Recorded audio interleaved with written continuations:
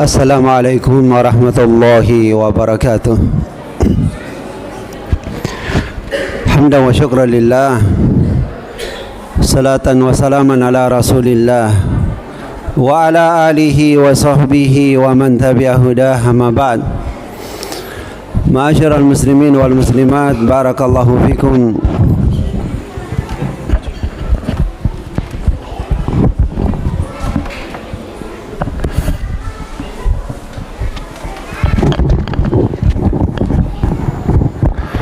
Rasulullah Muhammad sallallahu alaihi wasallam bersabda, "Inna sidqa yahdi ilal bir, wa innal birra yahdi ilal jannah." Sesungguhnya kejujuran itu membawa kepada kebaikan, dan kebaikan itulah yang membawa ke surga. Wa innar rajula la yasduq wa yataharra sidqa hatta yuktaba indallahi siddiqa. Dan seseorang itu jujur dan membiasakan kejujuran sampai akhirnya dicatat di sisi Allah sebagai seorang yang jujur. Didengarkan doa-doanya oleh Allah Subhanahu wa taala, didengarkan harapan-harapannya oleh Allah taala. Sebaliknya, wa innal kadhiba yahdi ilal fujur. Dusta itu membawa kepada keburukan. Wa innal fujura yahdi ilan nar. Dan keburukan itulah yang mengantarkan ke neraka. Wa innar rajula la yakzib wa yataharra al-kadhib hatta yuktaba indallahi kazzaba. Dan seseorang itu berdusta dan membiasakan kedustaan sampai akhirnya dicatat di sisi Allah Subhanahu wa taala sebagai pendusta. Ma'asyiral muslimin rahimana wa rahimakumullah. Puasa Ramadan ini mengajarkan kepada kita supaya memiliki kejujuran, dan kejujuran ini mempunyai nilai yang sangat tinggi, dan sebenarnya masing-masing kita memiliki keberuntungan dunia dan akhirat, kebahagiaan yang sejati di dunia sampai di akhirat tergantung seberapa kejujuran yang kita miliki.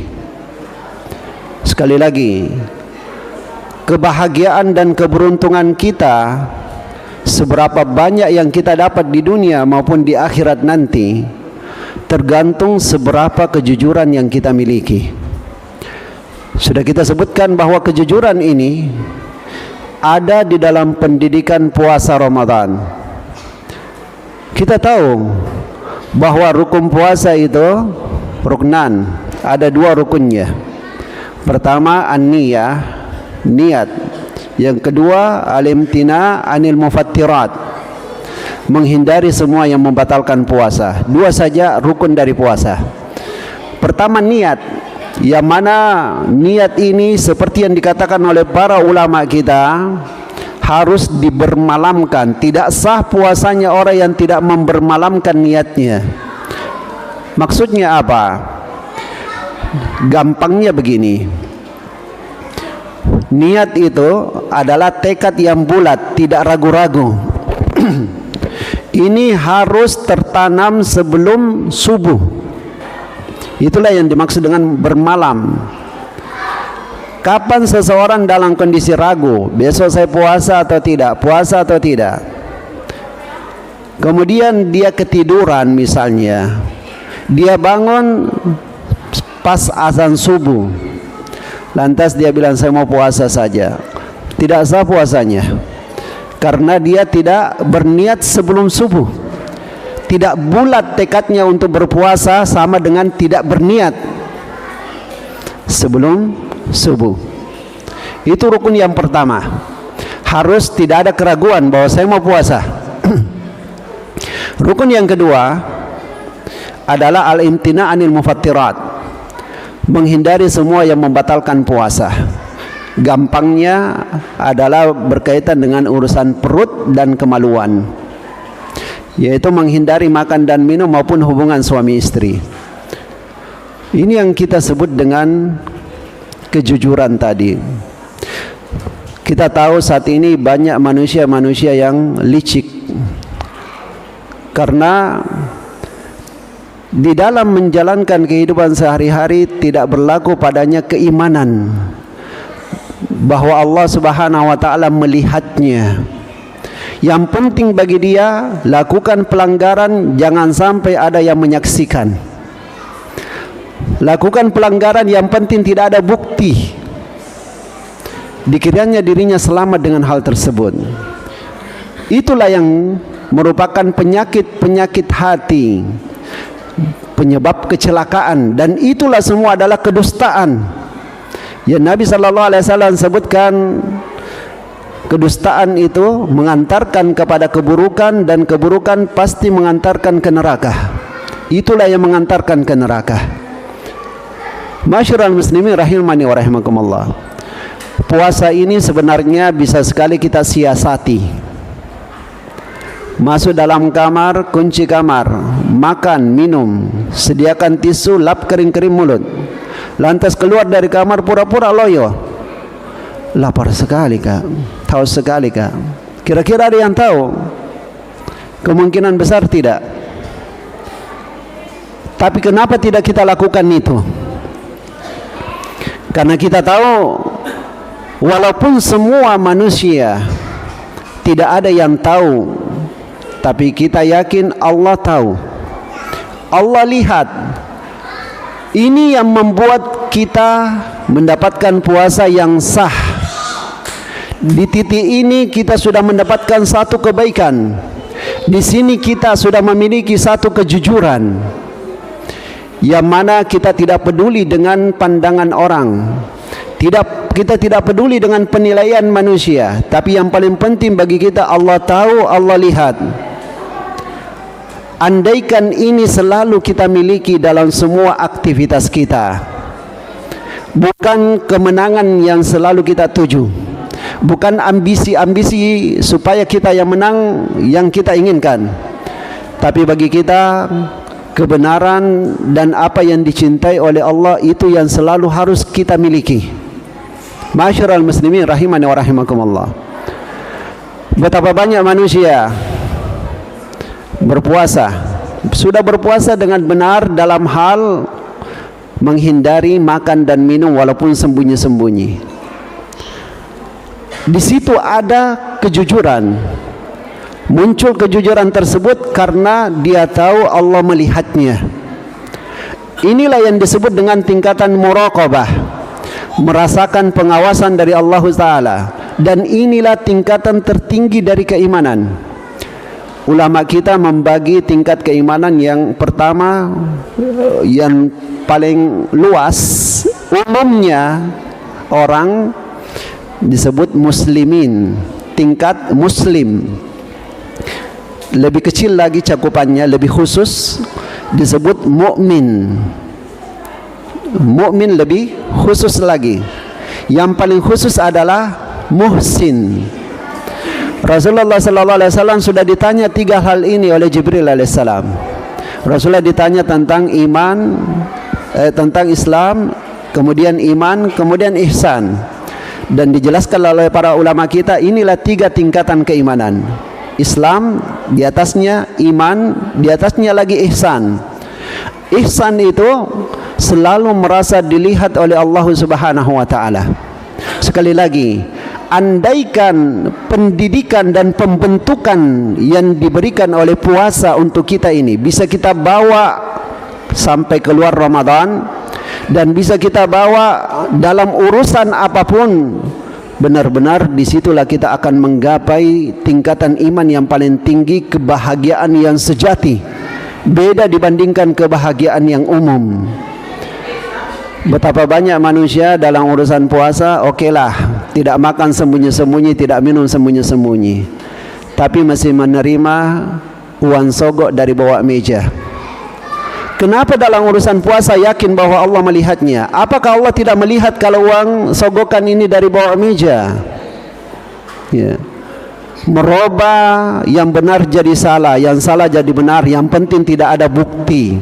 Apakah Allah bukan bukti? Apakah Allah tidak melihat semua hal tersebut? Begitulah seterusnya.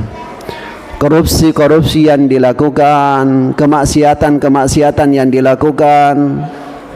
Bulan Ramadan ini, kalau tingkatan yang paling dasar, sekedar menahan diri dari makan minum dan hubungan suami istri, sudah sah puasanya. Dalam pengertian tidak ditanya lagi di akhirat kenapa tidak puasa, karena sudah puasa. Tapi kalau cuma ini yang dilakukan sementara anggota tubuh kita, panca indera kita ini masih sibuk dengan kemaksiatan, di akhirat kalau kita mau cari mana pahala puasa saya, tidak ada. Inilah yang dikatakan oleh Nabi sallallahu alaihi wasallam, kam min shaimin laisa lahu min siyamihi illal ju'i wal atash. Betapa banyak orang yang berpuasa yang dia dapat cuma lapar dan haus. Itu sering kita dengarkan kan? Betapa banyak orang yang berpuasa yang dia dapat cuma lapar dan haus. Kenapa? Puasa ini, apa yang kita tinggalkan? Sesuatu yang sebenarnya halal. Kita tidak makan, itu padahal itu makanan kita sendiri.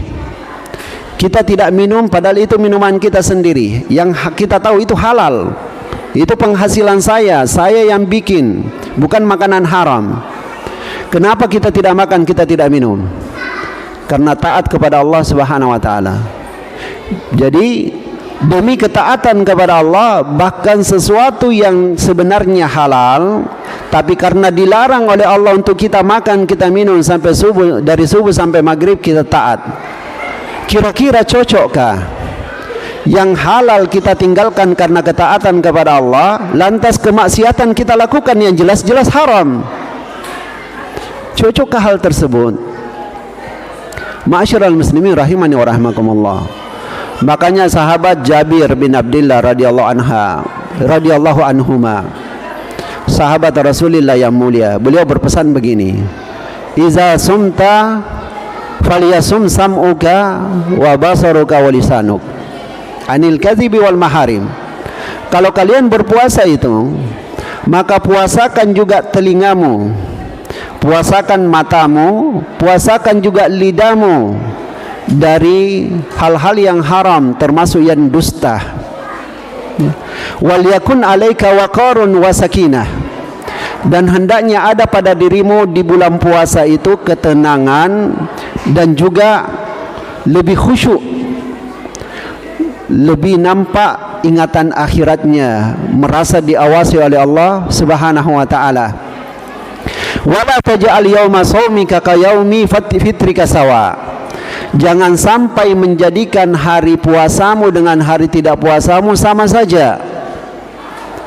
Ma'asyiral muslimin rahimani wa rahimakumullah. Allah telah berfirman dalam Al-Quran, ya ayyuhalladzina amanu taqullaha wa kunu ma'as shadiqin. Wahai orang-orang beriman, bertakwalah kalian kepada Allah dan hendaknya kalian bersama orang-orang yang jujur. Dalam kesempatan ini saya mau ambil satu kisah yang diceritakan oleh Rasulullah Muhammad sallallahu alaihi wasallam.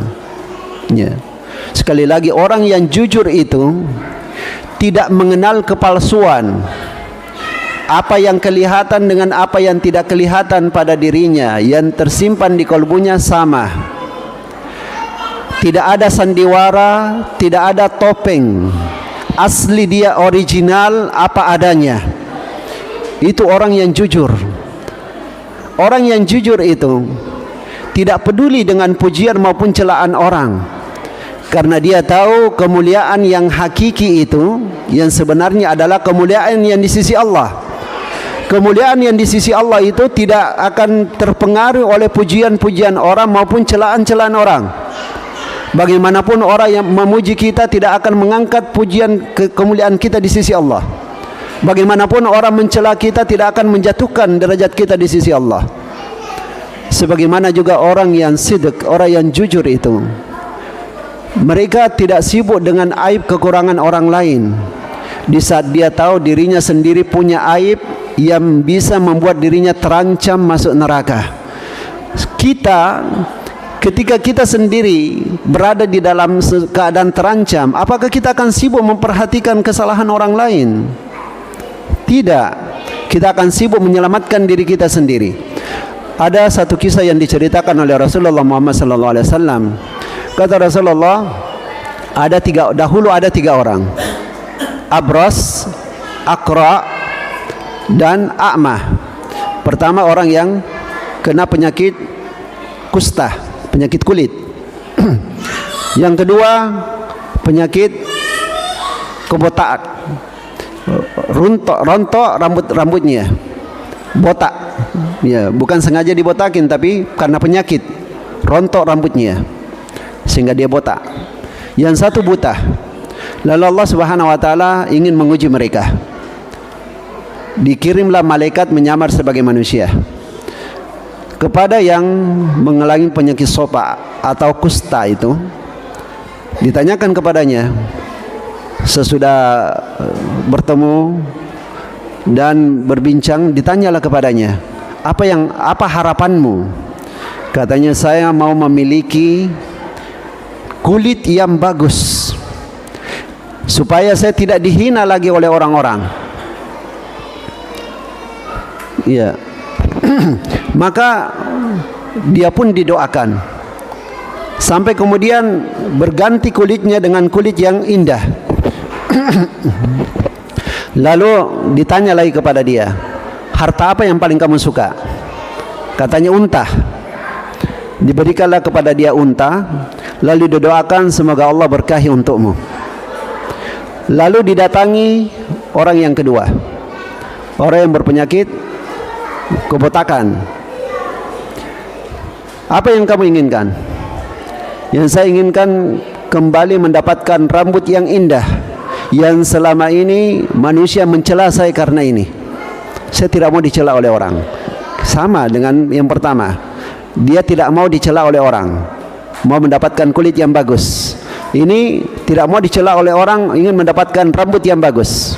Didoakan sampai kemudian tumbuhlah rambutnya. Ditanyakan kepada dia, harta apa yang kamu paling suka? Katanya sapi. Diberikanlah untuknya sapi. Lantas ditinggalkan dan didoakan semoga Allah berkahi. Berlalu hari demi hari, berkembang biak dengan cepat untanya yang berpenyakit kulit, yang kusta, sapinya yang berpenyakit botak. Lalu yang buta ini juga didatangi oleh malaikat yang menyamar ini. Apa yang kamu inginkan? Yang aku inginkan Allah kembalikan mataku. Yang aku inginkan Allah kembalikan mataku. Bedakan bahasanya dengan dua orang yang pertama. Dia tidak mengatakan aku ingin kembali bisa melihat supaya orang tidak mencela aku sebagai orang buta. Tidak, tapi dia libatkan Allah, harapannya kepada Allah. Aku menginginkan Allah mengembalikan harapanku, Allah kembalikan pandanganku. Didoakanlah dia, kemudian dia bisa melihat. Lalu ditanya kepada dia, harta apa yang paling kamu suka? Dengan tawaduknya yang dimintanya cuma kambing. Yang pertama unta, yang kedua sapi. Kalau dia kambing saja. Maka didoakanlah oleh malaikat ini. Setelah diberikan kambing, didoakan. Berkembang pesat juga. Sampai akhirnya masing-masing mempunyai unta satu lembah. Lembah itu tempat di antara dua bukit. Penuh untanya, di sini penuh sapinya, yang satu penuh kambingnya. Sampai tiba suatu waktu Allah Subhanahu wa taala kembali mengutus malaikat dengan rupa yang mendatangi masing-masing ini dengan rupa yang serupa masa lalunya. Kepada mantan kusta datang seorang yang kusta, minta tolonglah, tolong bantu saya.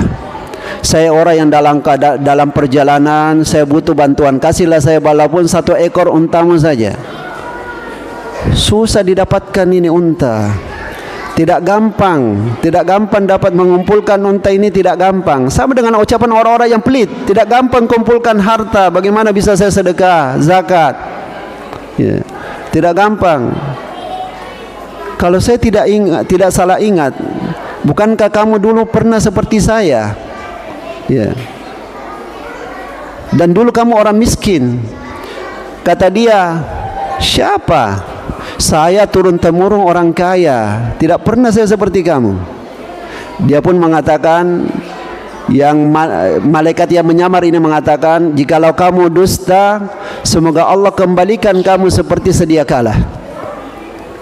Lalu malaikat yang satu lagi mendatangi si botak dengan bentuk orang botak karena penyakit. Minta permintaan yang sama. Saya ini orang dalam perjalanan, saya butuh bantuan, kasihlah seekor sapi sajalah. Sapimu banyak. Katanya sulit dikembangbiakkan ini, terlalu berat untuk melepaskan sapi. Ya. Tolonglah. Kalau tidak salah pernah saya lihat kamu. Kamu dulu botak seperti saya. Kamu dulu miskin. Tidak. Saya dari dulu turun temurun sudah kaya, turun temurun dari kakek nenek, itu sudah kaya. Saya tidak pernah punya penyakit seperti kamu. Didoakan oleh malaikat dengan doa yang sama. Kalau kamu dusta, semoga Allah kembalikan seperti dulu. Lalu kepada orang buta dikirim seorang buta juga, malaikat yang menyamar sebagai orang buta. Maka terjadi percakapan yang sama. Saya sulit melanjutkan perjalanan, minta bantuan seekor unta, seekor kambingmu saja. Kata orang buta ini, tanpa dicela, tanpa diingatkan masa lalunya, dia mengatakan, ambillah sesukamu, jangankan seekor, ambillah sesukamu. Saya pun dulu buta seperti kamu, lalu Allah sembuhkan saya. Maka malaikat ini pun mengatakan, saya sudah datangi teman-temanmu yang dua itu, ya, dan mereka semua berdusta. Allah akan kembalikan mereka seperti keadaannya sedia kala. Akhirnya, dan Allah akan memberkahi kamu. Akhirnya Allah Subhanahu wa taala timpakan musibah pada dua orang yang pertama, sehingga kembali yang sudah cantik kulitnya dipuji dan dibanggakan orang-orang kembali seperti dulu. Dan kembali musnah unta-untanya, kembali miskin. Yang satu kembali rontok rambutnya dan habis sapinya. Sedangkan ini Allah Subhanahu wa taala berkahi. Masyarul muslimin, ini jadi pelajaran bagi kita. Satu saja pelajaran yang sangat penting. Setiap waktu jangan lupa Allah Subhanahu wa taala. Bukan tujuan kita yang paling penting adalah pandangan manusia, tapi selalu yang harapan kita yang terbesar Allah. Allah, ingat selalu Allah yang memberikan kita nikmat. Pandai-pandailah mensyukuri nikmat Allah Subhanahu wa taala, maka Allah akan berkahi nikmat yang Allah Subhanahu wa taala berikan kepada kita sekalian. Ini yang sempat saya sampaikan. Mohon maaf atas segala kekurangan. Sallallahu ala nabiyina Muhammadin wa ala alihi washabihi wasallim. Alhamdulillahirabbil alamin. Assalamualaikum warahmatullahi wabarakatuh.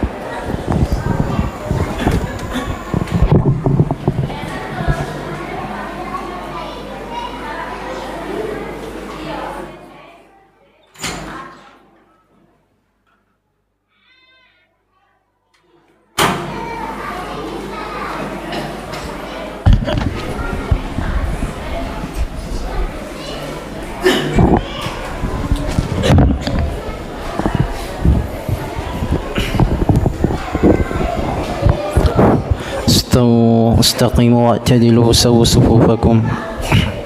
Lurus dan rapatkan saf, isi saf-saf yang masih kosong.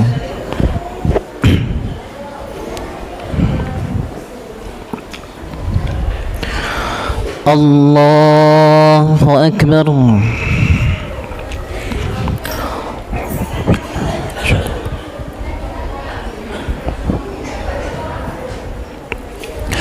الحمد لله رب العالمين الرحمن الرحيم مالك يوم الدين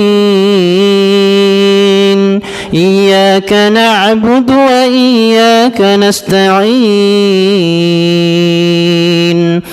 اهدنا الصراط المستقيم صراط الذين أنعمت عليهم غير المغضوب عليهم ولا الضالين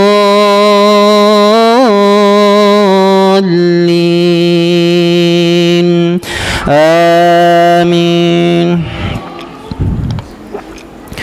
وأن احكم بينهم بما أنزل الله ولا تتبع أهواءهم واحذرهم أن يفتنوك عن بعض ما أنزل الله إليك فإن تولوا فاعلموا أنما يريد الله أن يصيبهم ببعض ذنوبهم وإن كثيرا منهم لفاسقون.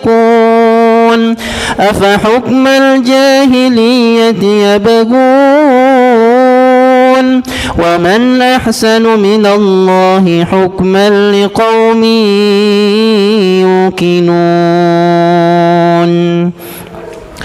الله أكبر.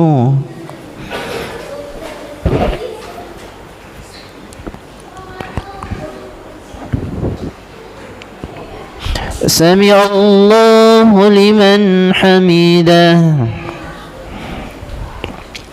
الله أكبر.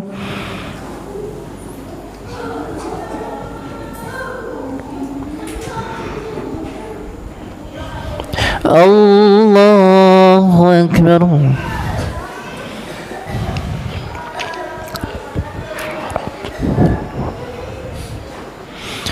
الله أكبر.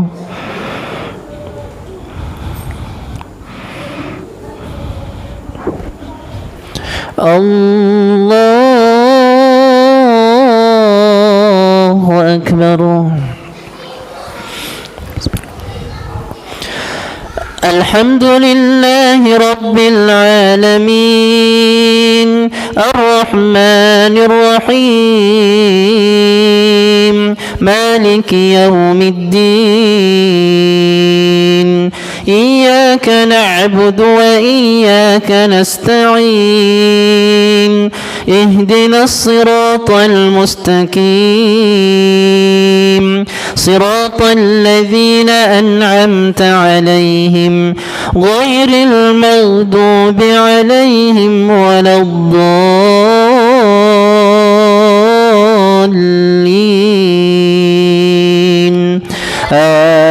آمين. يا أيها الذين آمنوا لا تتخذوا اليهود والنصارى أولياء بعضهم أولياء بعض ومن يتولهم منكم فإنه منهم إن الله لا يهدي القوم الظالمين. فترى الذين في قلوبهم مرض يسارعون فيهم يقولون نخشى أن تصيبنا دائرة فعسى الله أن يأتي بالفتح أو أمر من عنده فيصبحوا على ما فعلتم نادمين أسروا في أنفسهم نادمين. الله أكبر.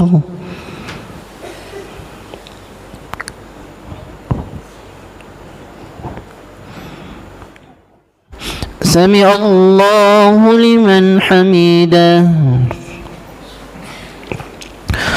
الله أكبر.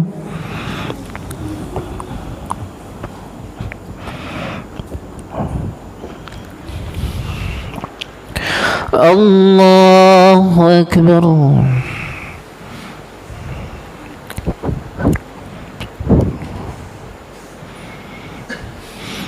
الله أكبر.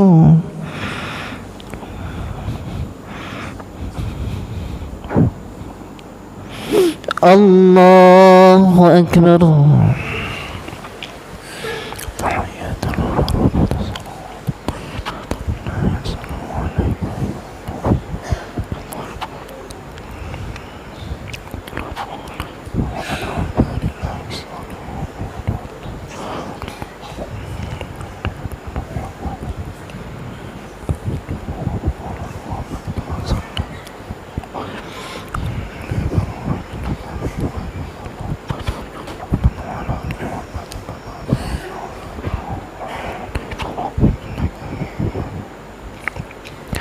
السلام عليكم ورحمة الله.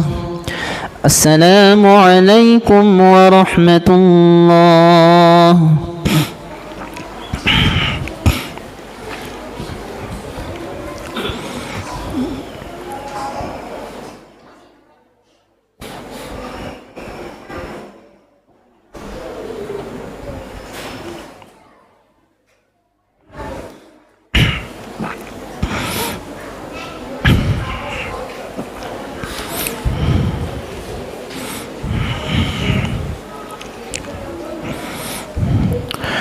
الله أكبر.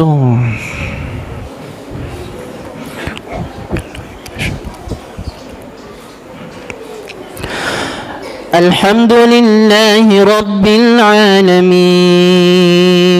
الرحمن الرحيم مالك يوم الدين إياك نعبد وإياك نستعين اهدنا الصراط المستقيم صراط الذين أنعمت عليهم غير المغضوب عليهم ولا الضالين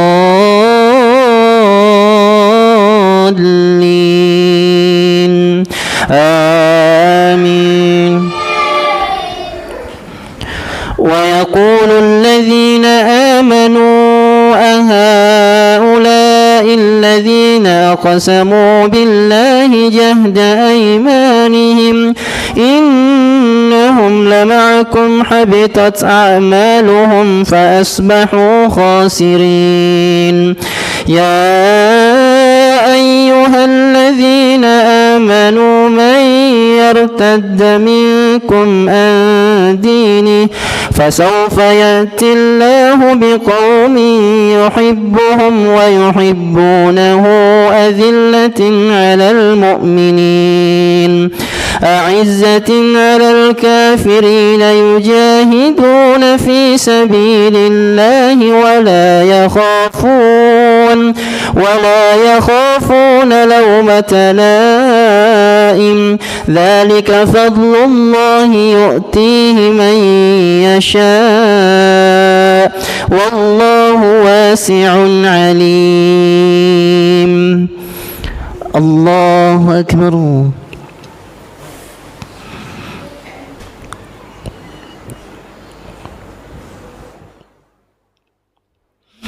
سمع الله لمن حمده.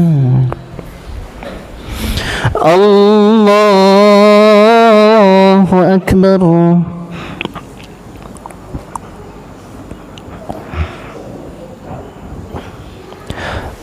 الله أكبر.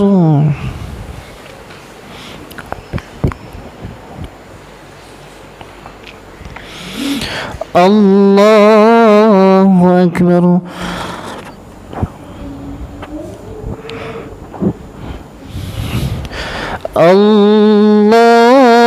الله أكبر.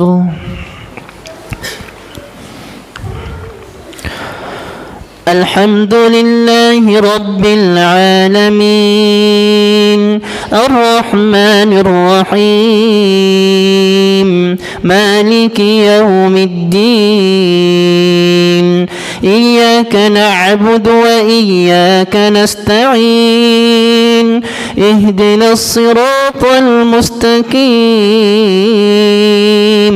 صراط الذين أنعمت عليهم غير المغضوب عليهم ولا الضالين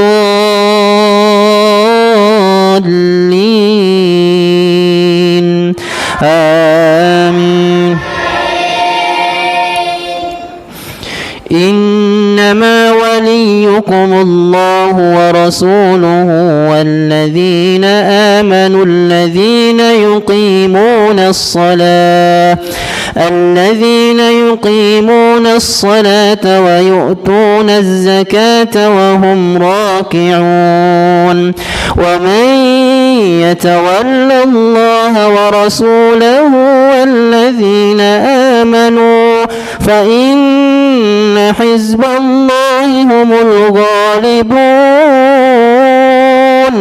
يا أيها الذين آمنوا لا تتخذوا الذين اتخذوا من دونكم أولياء يا أيها الذين آمنوا لا تتخذوا الذين اتخذوا من دون الله أولياء يا أيها الذين آمنوا لا تتخذوا الذين اتخذوا من دونه أولياء واتقوا الله إن كنتم مؤمنين.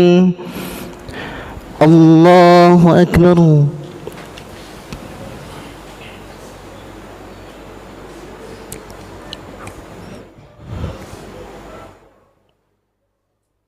سمع الله لمن حمده. الله أكبر.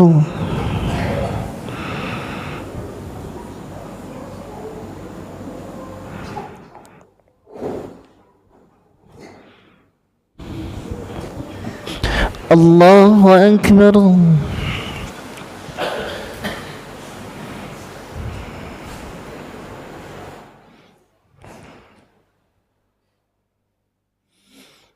الله أكبر.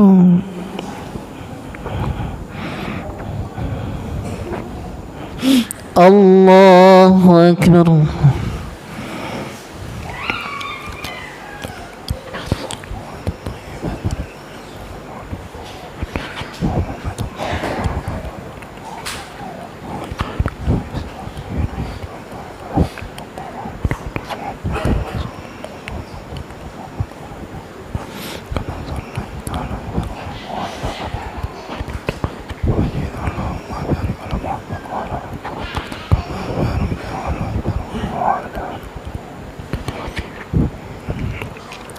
السلام عليكم ورحمة الله.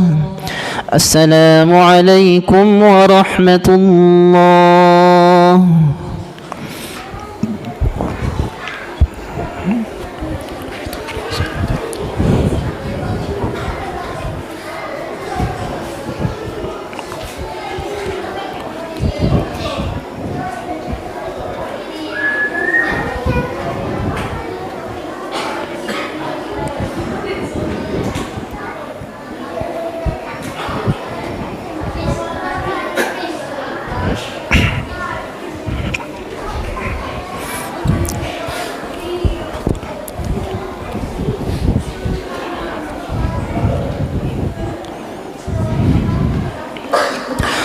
الله أكبر.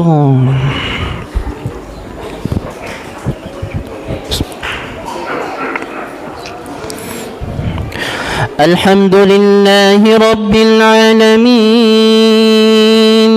الرحمن الرحيم مالك يوم الدين إياك نعبد وإياك نستعين اهدنا الصراط المستقيم عليهم صراط الذين أنعمت عليهم غير المغضوب عليهم ولا الضالين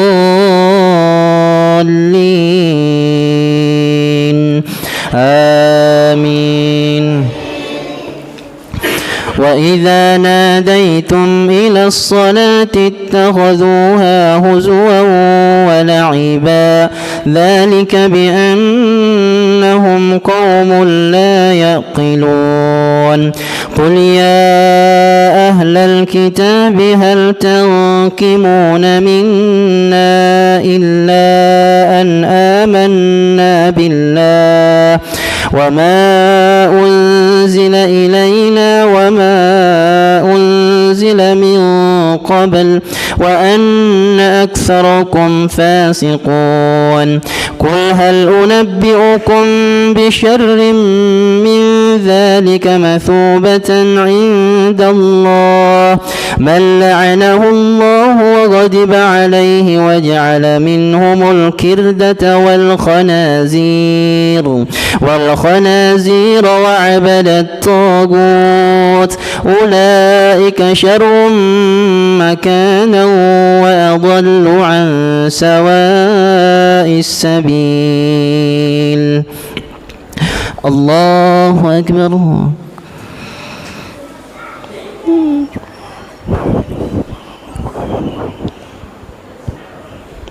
سمع الله لمن حمده. الله أكبر.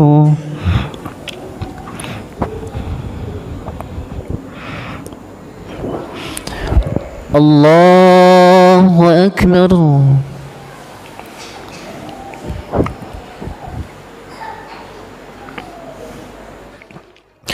الله أكبر.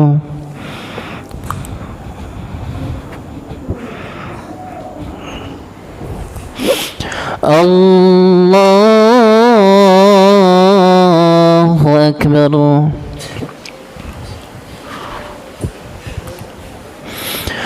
الحمد لله رب العالمين الرحمن الرحيم مالك يوم الدين إياك نعبد وإياك نستعين اهدنا الصراط المستقيم صراط الذين أنعمت عليهم غير المغضوب عليهم ولا الضالين آمين. وإذا جاءوكم قالوا آمنا وقد دخلوا بالكفر وهم قد خرجوا به والله أعلم بما كانوا يكتمون. وترى كثيرا منهم يسارعون في الإثم والعدوان وأكلهم السحت لبئس ما كانوا يعملون. لولا ينهاهم الربانيون والأحبار عن قولهم الإثم وأكلهم السحت لبئس ما كانوا يصنعون. الله أكبر.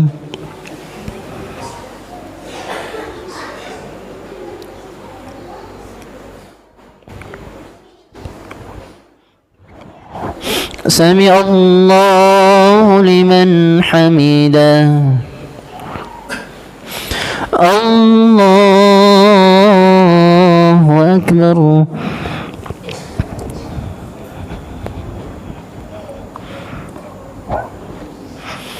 الله أكبر.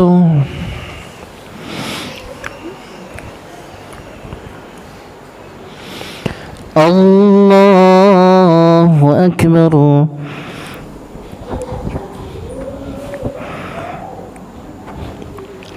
الله أكبر.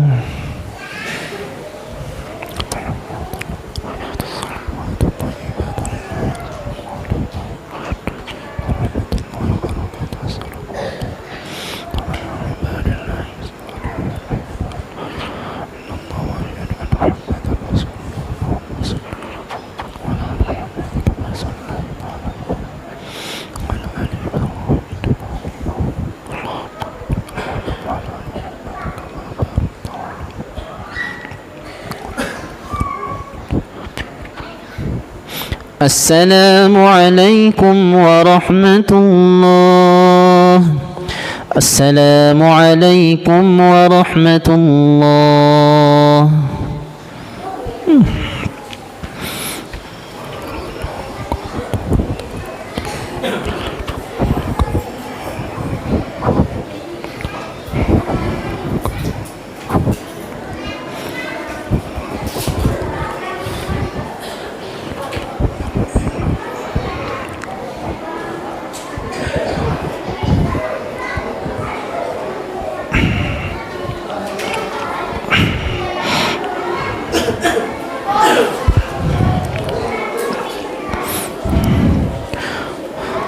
الله أكبر.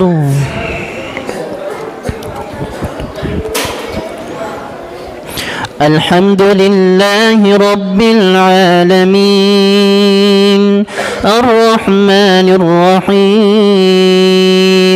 مالك يوم الدين إياك نعبد وإياك نستعين اهدنا الصراط المستقيم صراط الذين أنعمت عليهم غير المغضوب عليهم ولا الضالين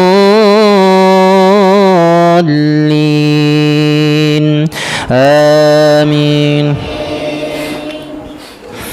وقالت اليهود يد الله مغلولة غلت أيديهم ولعنوا بما قالوا بل يداه مبسوطتان ينفق كيف يشاء وليزيدن كثيرا منهم ما أنزل إليك من ربك طغيانا وكفرا وألقينا بينهم العداوة والبغضاء إلى يوم القيامة كلما أوقدوا نارا للحرب أطفأها الله ويسعون في الأرض فسادا والله لا يحب المفسدين. الله أكبر.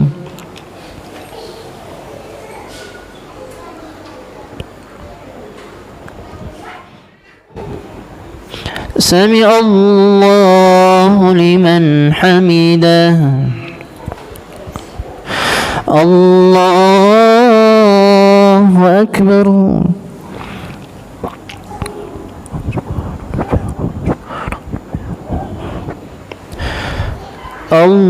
الله أكبر.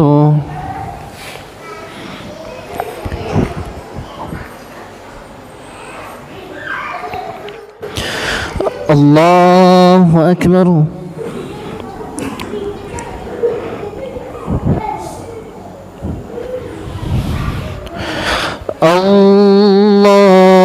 الله أكبر. الحمد لله رب العالمين الرحمن الرحيم مالك يوم الدين إياك نعبد وإياك نستعين اهدنا الصراط المستقيم صراط الذين أنعمت عليهم غير المغضوب عليهم ولا الضالين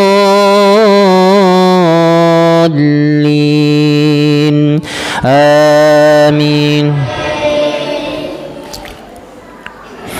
ولو أن أهل الكتاب آمنوا واتقوا لكفرنا عنهم سيئاتهم ولأدخلناهم جنات النعيم ولو أنهم أقاموا التوراة والإنجيل وما أنزل إليهم من ربهم لأكلوا من فوقهم ومن تحت أرجلهم منهم أمة مقتصدة وكثير منهم ساء ما يعملون.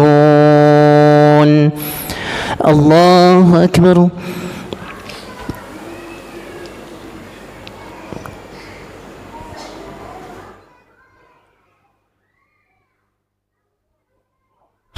سمع الله لمن حمده.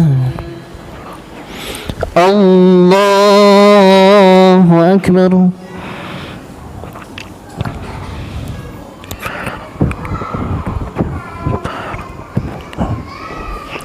الله أكبر.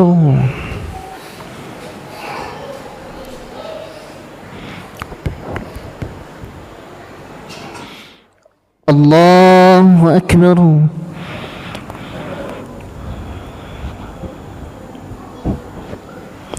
الله أكبر.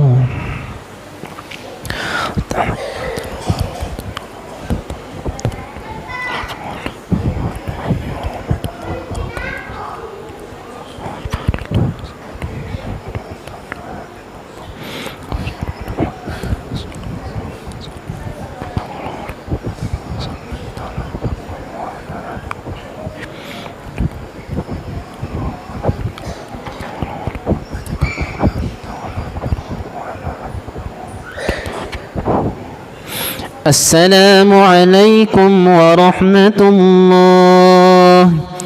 السلام عليكم ورحمة الله.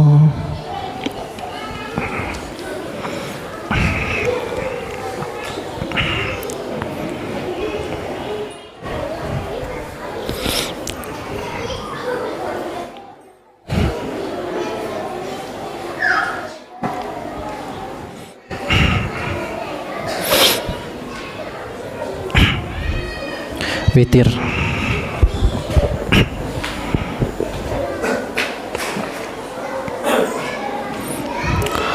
Allahu Akbar.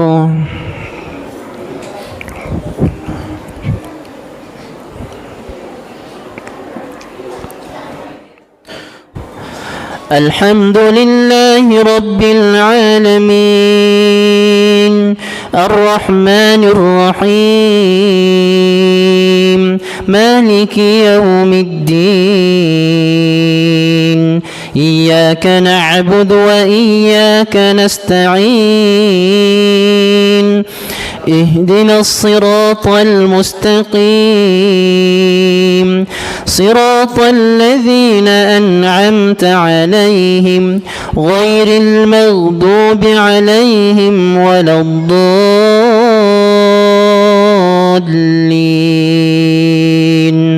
آمين. سبح اسم ربك الأعلى الذي خلق فسوى والذي قدر فهدى والذي أخرج المرعى فجعله غثاء أحوى سنقرئك فلا تنسى إلا ما شاء الله إنه يعلم الجهر وما يخفى ونيسرك لليسرى فذكر إن نفعت الذكرى سيذكر من يخشى ويتجنبها الأشقى الذي يصلى النار الكبرى ثم لا يموت فيها ولا يحيا قد أفلح من تزكى وذكر اسم ربه فصلى بل تؤثرون الحياة الدنيا والآخرة خير وأبقى إن هذا لفي الصحف الأولى صحف إبراهيم وموسى. الله أكبر.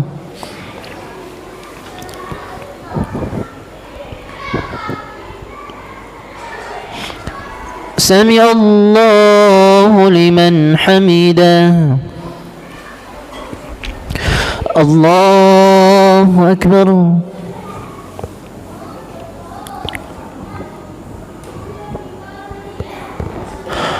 الله أكبر.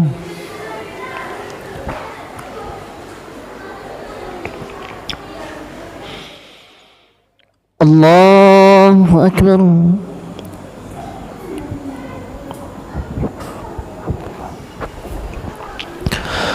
الله أكبر.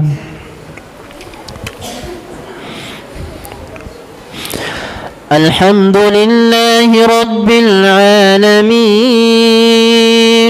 الرحمن الرحيم مالك يوم الدين إياك نعبد وإياك نستعين اهدنا الصراط المستقيم صراط الذين أنعمت عليهم غير المغضوب عليهم ولا الضالين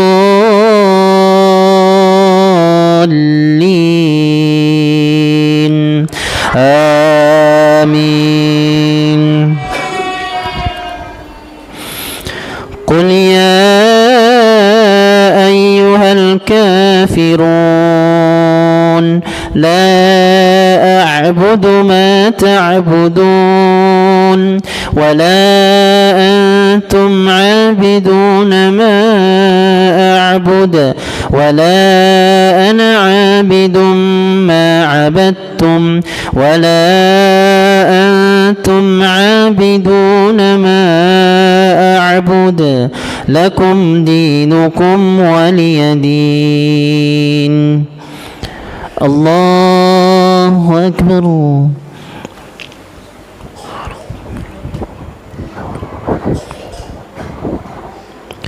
سمع الله لمن حمده.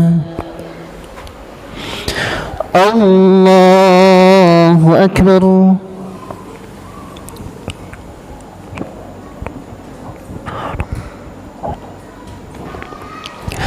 الله أكبر.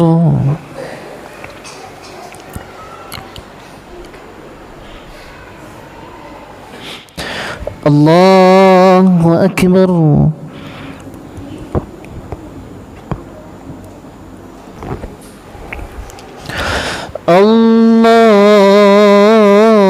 الله أكبر. الحمد لله رب العالمين الرحمن الرحيم مالك يوم الدين إياك نعبد وإياك نستعين اهدنا الصراط المستقيم صراط الذين أنعمت عليهم غير المغضوب عليهم ولا الضالين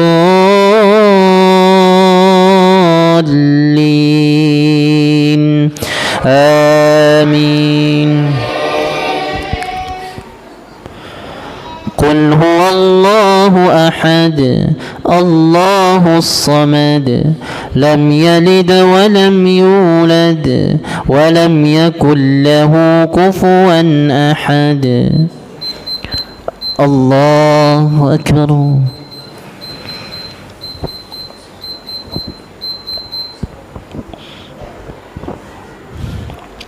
سمع الله لمن حمده. الله أكبر.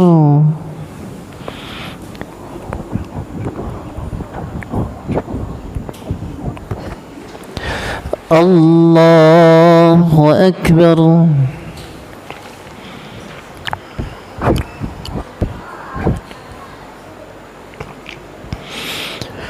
الله أكبر.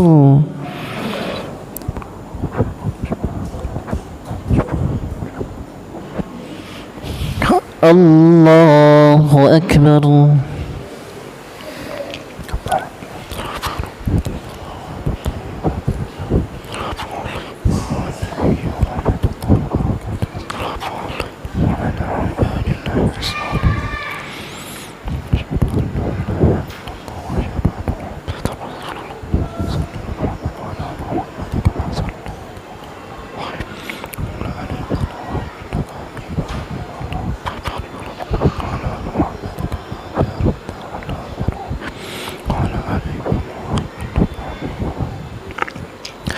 السلام عليكم ورحمة الله. السلام عليكم ورحمة الله.